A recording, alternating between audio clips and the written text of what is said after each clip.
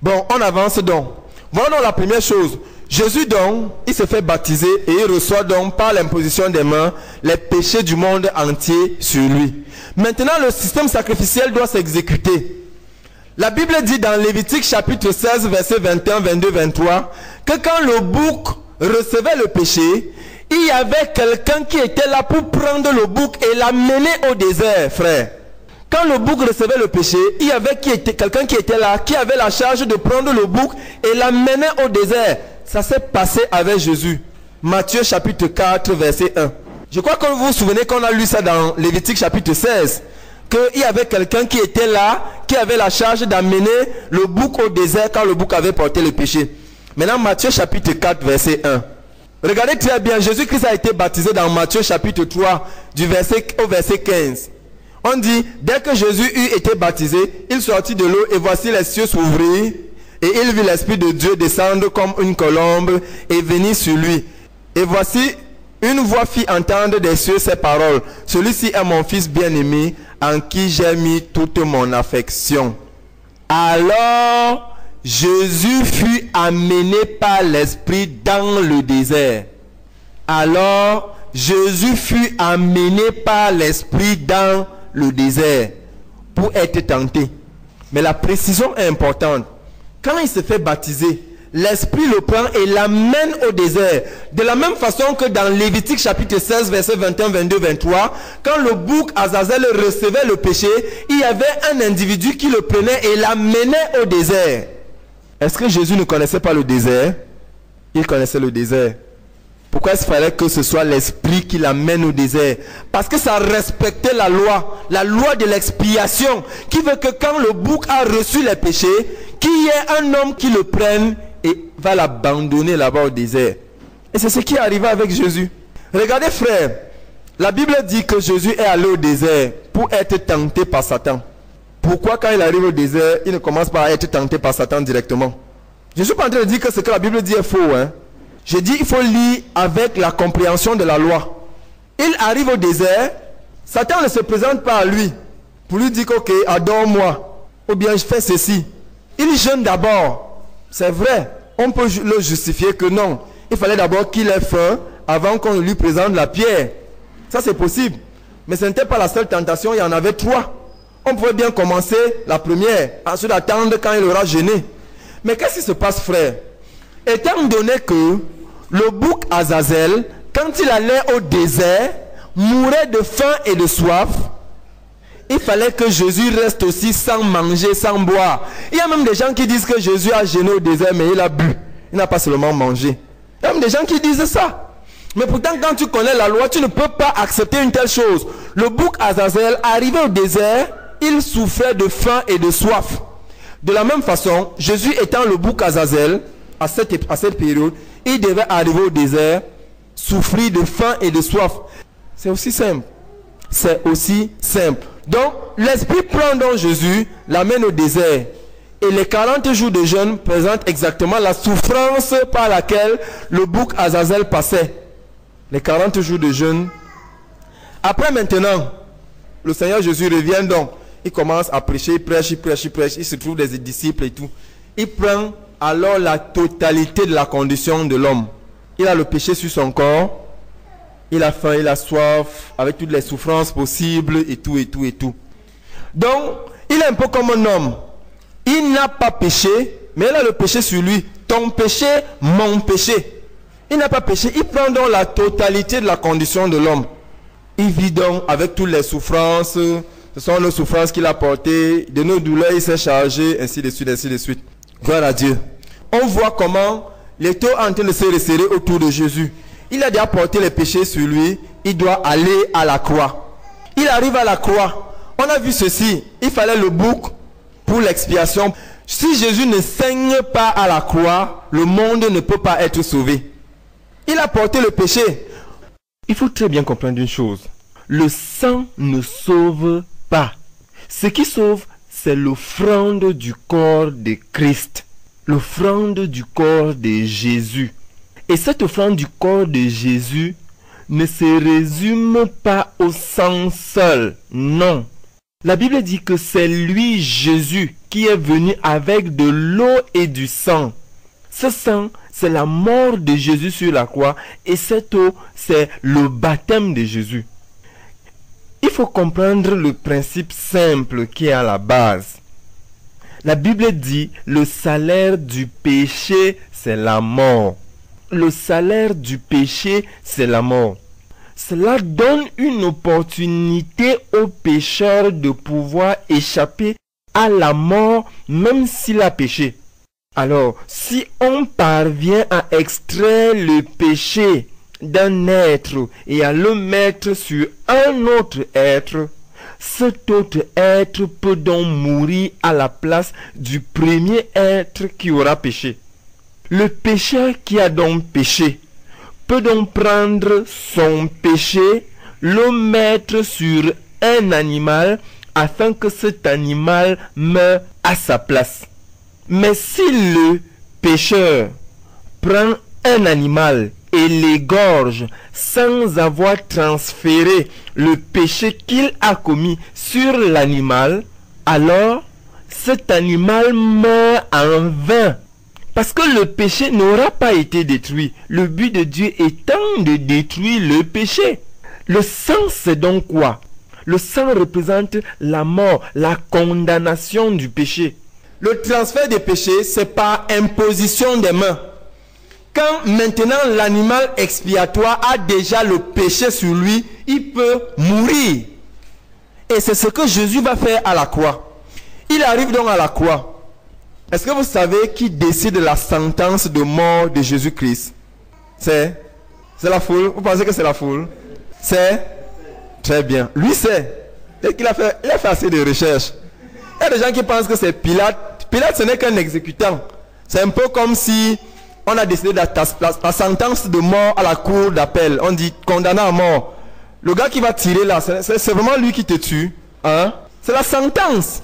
C'est la sentence. On est d'accord, non? On peut mettre n'importe qui à la place. C'est simple à vérifier. Quand on dit condamné à mort, c'est parce que tu as fait quelque chose qu'on te condamne à mort. C'est cette condamnation à mort là qui te tue. Ce n'est pas la personne qui va fusiller. Regardez ce qui se passe. Nous savons que c'est Pilate qui a prononcé. La foule l'a forcé. Mais qui a décidé? Il y a quelqu'un qui a dit, il vaut mieux qu'une seule personne meure que tout le peuple entier. Il y avait un problème politique en Israël en ce temps-là. Les Romains avaient envahi Israël, c'est eux qui régnaient. Alors, l'arrivée de Jésus a fait beaucoup d'inquiétudes dans les cœurs des dirigeants. Bon, on ne va pas faire l'histoire. Cette inquiétude a amené les dirigeants du peuple à le sacrifier. C'est ça. On va lire dans Jean chapitre 11, du verset 49 au verset 53. Jean chapitre 11. Vous allez entendre le jour où la mort de Jésus a été scellée. Jean chapitre 11 à partir du verset 49. C'est après que Jésus a fait un miracle. Vous savez, je crois que s'il a ressuscité Lazare. Oui, voilà, quand il a ressuscité Lazare. Bon, lisons. C'est après ça, vous savez, quand il a ressuscité Lazare, ça a fait beaucoup de bruit. Sa renommée vraiment s'est répandue partout. On est au verset 49. Si vous voulez, vous allez relire toute l'histoire avec cet esprit, vous allez mieux comprendre. Les sacrificateurs et les pharisiens assemblèrent le Sanhédrin et dirent: que ferons-nous? Car cet homme fait beaucoup de miracles. Si nous le laissons faire, tous croiront en lui. Vous entendez? Et les Romains viendront détruire notre ville et notre nation. Voilà la véritable crainte. On craignait les Romains. L'un d'eux, Caïphe, qui était souverain sacrificateur cette année-là, leur dit: vous n'y entendez rien. Vous ne réfléchissez pas qu'il est dans votre intérêt qu'un seul homme meure pour le peuple et que la nation entière ne périsse pas. Écoutez très bien, frère, le verset 51. Le verset 51 dit: or, il ne dit pas cela de lui-même, mais étant souverain sacrificateur cette année-là, il prophétisa que Jésus devait mourir pour la nation. Écoutez très bien. Qu'est-ce qui autorise le souverain sacrificateur à prophétiser qu'un agneau doit mourir? Parce que c'est le souverain sacrificateur qui égorgeait le bouc de l'Éternel, frère. Que quelqu'un apporte une meilleure preuve. Non, c'est ça. Non, franchement, frère, on en arrive à ce niveau-là. Qu'est-ce qui autorise un souverain sacrificateur à prophétiser qu'un agneau mourra? Pourquoi le souverain sacrificateur? Pourquoi pas le prophète? C'est le prophète qui prophétise, non? Maintenant, le souverain sacrificateur prophétise. C'est parce que c'est le souverain sacrificateur, selon la loi, qui égorgeait le bouc de l'Éternel. C'est parce que c'est le souverain sacrificateur, selon la loi, qui égorgeait le bouc de l'Éternel. C'est ainsi qu'il faut que ce soit un souverain sacrificateur qui livre Jésus à la mort. Jésus qui est dans l'agneau de Dieu. Au verset 53, regardez bien, il est écrit, dès ce jour, il résolut de le faire mourir. Dès ce jour, il résolut de le faire mourir. Tout est clair. C'est le souverain sacrificateur Caïphe qui a décidé de la mort de Jésus. Le souverain sacrificateur a déjà fait son rôle. Bon, vous savez que selon la loi, étant donné que ce n'était plus un véritable bouc naturel, donc un souverain sacrificateur ne pouvait donc pas aller égorger un homme. Il fallait que Dieu arrange ça autrement. Alors, il livre, après on utilise l'armée romaine pour détruire Jésus. Et c'est ça en fait. Maintenant, qu'est-ce qui se passe, frère? Jésus étant crucifié sur la croix, il dit, tout est accompli. Mais quand j'explique, frère, je fais comprendre toujours à ceux qui veulent écouter que quand Jésus dit tout est accompli, il dit ça parce que la suite ne dépend pas de l'homme. La suite le regarde, lui seul avec son Père. Parce qu'en réalité, tout n'est pas encore fini. Nous avons vu le système sacrificiel. Et vous allez voir dans Hébreu que ça finit dans Hébreu 9. Ça ne finit pas dans Jean 19:30, frère. Regardez très bien. Qu'est-ce qu'on a vu? On a vu que une fois par an, le souverain sacrificateur devait prendre le sang. Il entrait avec ce sang dans cet endroit qui est le lieu très saint. Il le mettait sur le propitiatoire. Le souverain sacrificateur. Et qu'est-ce qui se passe? Il fallait que ce souverain sacrificateur prenne d'abord un animal et qu'il se purifie avec le sang de cet animal. Il n'y a pas beaucoup d'agneaux de Dieu à égorger. Qu'est-ce qui se passe donc? Et qu'est-ce que Dieu fait? Dieu doit résoudre ce problème. Et ce n'est pas moi qui vais vous expliquer ce que Dieu a fait. On va lire dans Hébreu 9. Voilà Dieu. Hébreu chapitre 7, 8, 9. Il nous convenait en effet d'avoir un souverain sacrificateur comme lui, sans innocent, sans tache, séparé des pécheurs et plus élevé que les cieux, qui n'a pas besoin, comme le souverain sacrificateur, d'offrir chaque jour des sacrifices, d'abord pour ses péchés, ensuite pour ceux du peuple. Car ceci, il a fait une fois pour toutes en s'offrant lui-même. En effet, la loi établit souverain sacrificateur des hommes sujets à la faiblesse, mais la parole du serment qui a été fait après la loi établit le Fils qui est parfait pour l'éternité. Regardez quelque chose. La Bible dit que les souverains sacrificateurs avaient besoin d'offrir des sacrifices pour leur propre faute avant d'entrer dans le lieu très saint. Mais étant donné que il n'y a pas plusieurs animaux, est-ce que vous comprenez? Étant donné qu'il n'y a pas plusieurs animaux pour purifier le sacrificateur avant d'entrer dans le lieu très saint, il faut un sacrificateur qui n'a pas besoin d'offrir un animal parallèle pour ses propres péchés. Est-ce que vous comprenez le problème? Il est simple. On a vu que pour que le souverain sacrificateur entre dans le lieu très saint, étant donné qu'il a lui-même les péchés, il fallait qu'il offre un animal pour ses propres péchés. Mais quel animal le souverain sacrificateur Jean-Baptiste même, ou alors même Caïphe, ou je ne sais pas lequel, allait donc offrir? Puisqu'il fallait un animal sans tache, un animal divin. Et il n'y avait qu'un seul animal divin, l'agneau de Dieu. Il fallait donc qu'on résolve le problème. Et c'est ça qu'on vient de lire dans les derniers versets qu'on a lus là.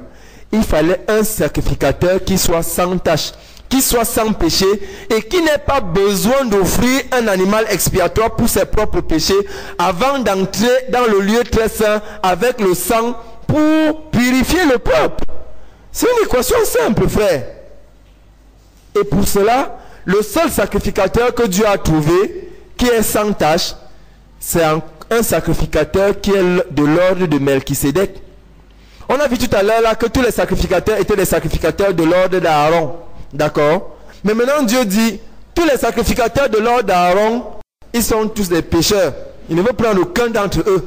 Il me faut prendre un sacrificateur spécial. Un sacrificateur d'un autre ordre. D'un ordre éternel. Un sacrificateur selon l'ordre de Melchisédek. Parce que ce sacrificateur selon l'ordre de Melchisédek, lui il est propre, il est sans tache. Il n'aura donc pas besoin d'offrir un autre animal pour lui-même avant d'entrer dans le lieu très saint. Alors, ce sacrificateur, c'est encore Jésus-Christ. Et si vous voyez comment Dieu résout l'équation. Donc, qu'est-ce qu'il fait? Le bouc Azazel, Jésus-Christ. Le bouc de l'Éternel, Jésus-Christ. Le sacrificateur qui entre avec le sang dans le lieu très saint, Jésus-Christ. Voilà l'équation de Dieu.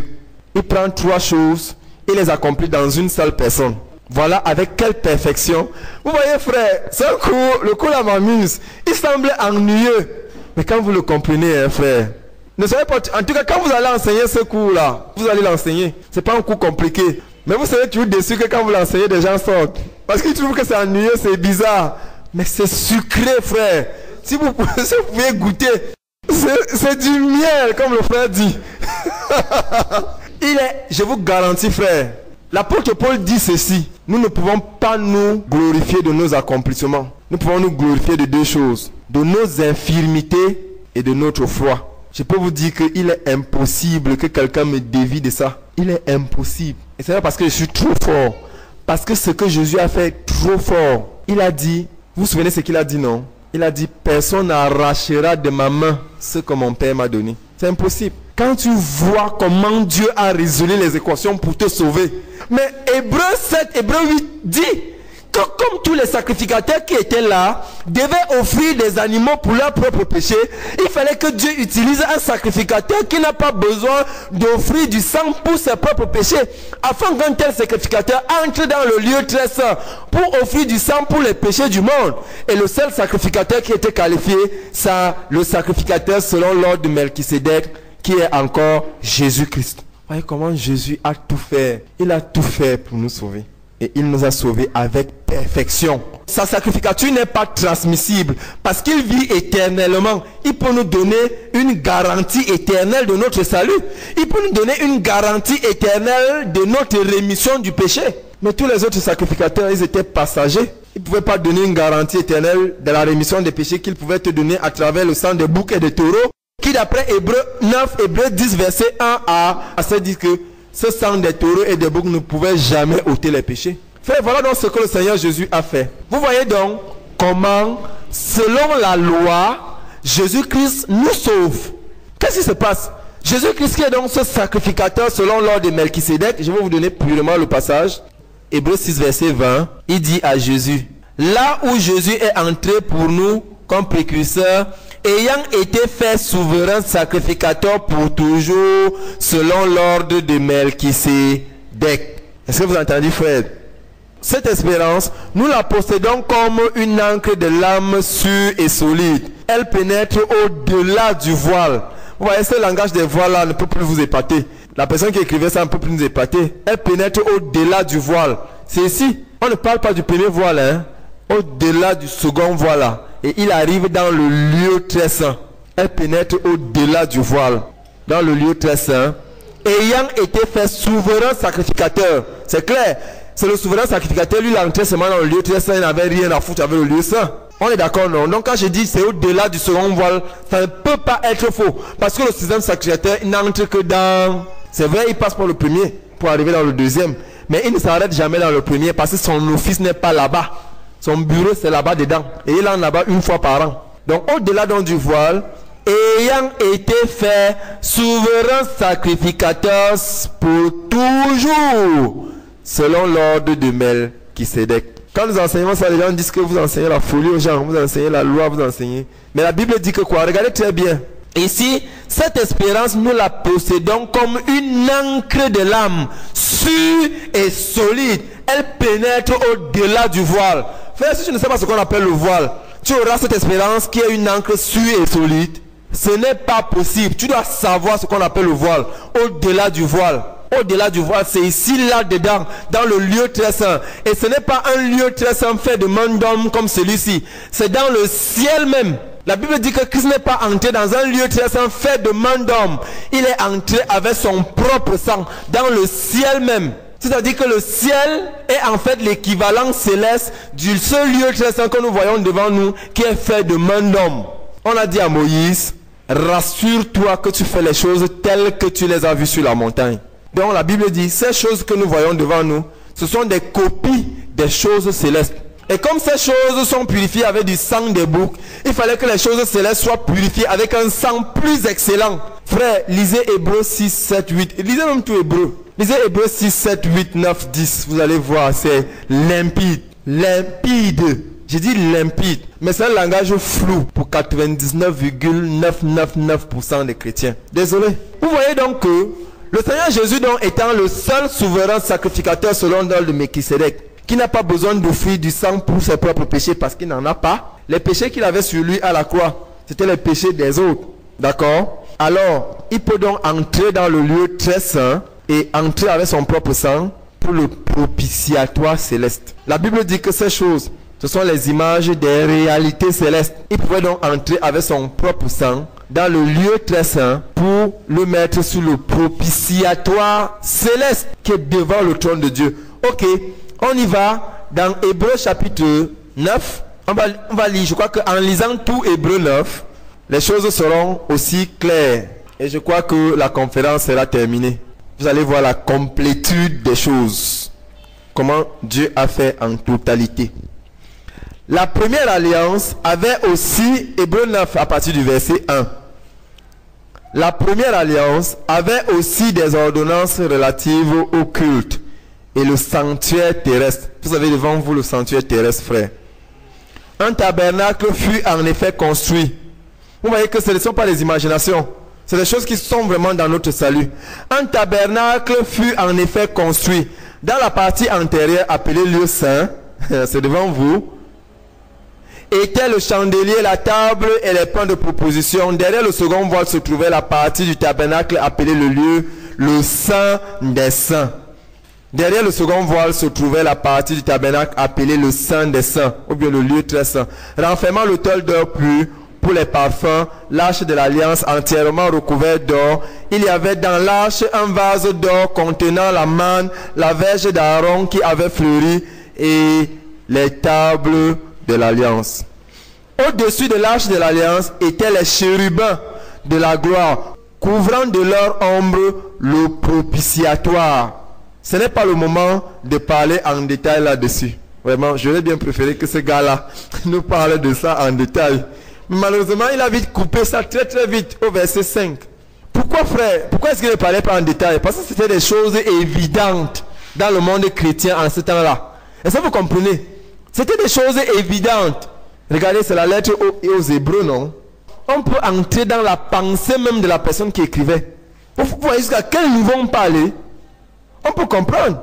Il a dit qu'on arrête ça. Non, c'est pas le moment de trop détailler ça, parce qu'il savait que tous ces gens qui étaient devant lui, ils connaissaient ça. C'était des évidences pour eux. C'était des évidences. Moi, aujourd'hui, ce n'est plus les évidences, hein. Plus les évidences.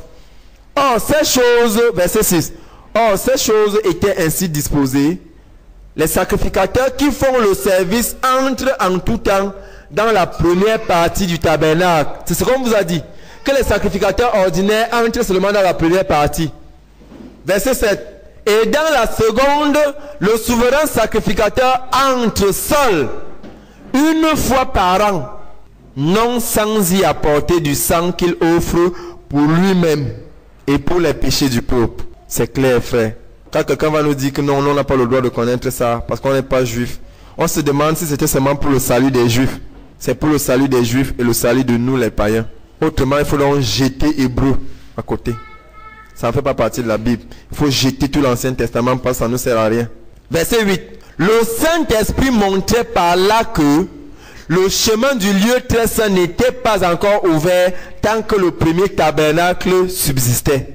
Tant que ce tabernacle subsistait, la Bible dit que c'était une preuve que le chemin du lieu très saint, le véritable lieu très saint, pas celui-ci, le véritable lieu très saint n'était pas encore ouvert. C'est une figure pour le temps actuel où l'on présente des offrandes et des sacrifices qui ne peuvent rendre parfait sous le rapport de la conscience celui qui rend ce culte, et qui, avec les aliments, les boissons, les diverses ablutions étaient des ordonnances charnelles imposées seulement jusqu'à une époque de réformation. Mais Christ est venu comme souverain sacrificateur des biens à venir. Il a traversé le tabernacle plus grand et plus parfait. Est-ce que vous entendez? Le tabernacle que Christ a traversé, ce n'est pas un tabernacle fait de main d'homme.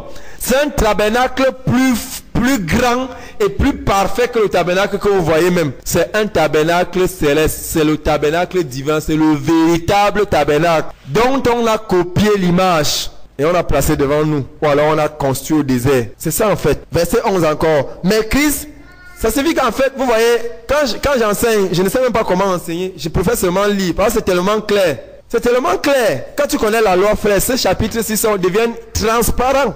Mais Christ est venu comme souverain sacrificateur des biens à venir. Il a traversé le tabernacle plus grand et plus parfait qui n'est pas construit des mains d'hommes, c'est-à-dire qui n'est pas de cette création. Et il est entré une fois pour toutes dans le lieu très saint. Écoutez frère, on dit il a traversé un tabernacle qui n'est pas fait de main d'homme. Donc il a traversé le tabernacle céleste. Et il est entré dans le lieu très saint du tabernacle céleste. Est-ce que vous entendez, frère? Ah oui. Mais Christ, verset 11 encore, est venu comme souverain sacrificateur des biens à venir. Il a traversé le tabernacle plus grand et plus parfait qui n'est pas construit des mains d'homme, c'est-à-dire qui n'est pas de cette création. Il est entré une fois pour toutes dans le lieu très saint du tabernacle céleste, donc non avec le sang des boucs et des taureaux. Vous savez que dans Hébreux 10 il est dit que le sang des boucs et des taureaux ne peut pas ôter le péché. On dit alors qu'il n'est pas entré dans ce tabernacle céleste, dans le lieu saint du tabernacle céleste avec le sang des boucs et des taureaux. Non avec le sang des boucs et des taureaux, mais avec son propre sang, ayant obtenu pour nous une rédemption éternelle. Tu es en train de sourire. Il voit comment c'est sucré. Non, c'est vrai, c'est si sucré. Non, c'est si sucré, frère. Quand on te dit ne crois pas en ça, c'est parfait, c'est impeccable.